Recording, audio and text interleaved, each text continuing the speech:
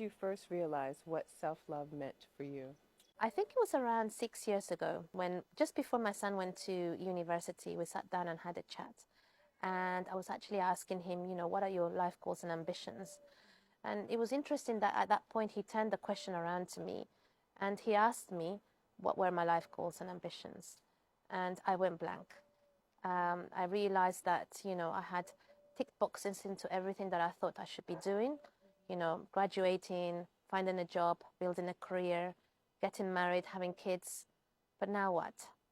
So at that point, when I was feeling really burnt out and exhausted, ticking through life, I understood that I needed to focus more on myself and to go back to the person who I was, not to lose my identity, and to start focusing more on what I wanted to do in life.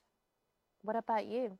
I think it was maybe a couple years ago when I really started to understand what self-love. After my divorce, I realized that I couldn't sit in this space of pity, that I needed to pick myself up and kind of start over again. And so who am I now? If I'm not someone's wife, who am I?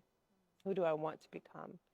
And I think it was during that journey that I started to realize that I want these things to happen for me. I need to have this. I want this. I don't want this.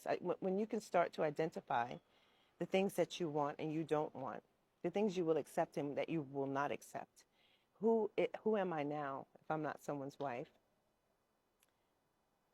Once I was able to identify them, I started to understand that in order for me to be able to fulfill those things, I needed to love myself more than I loved anybody else.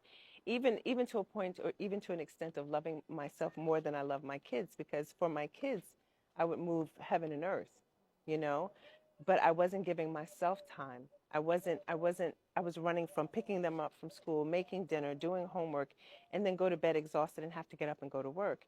So I had to stop for a second and say, I need this time for me. So when you start to see that you're running yourself into the ground, you have to take a step back and look at where am I, and that's what I did.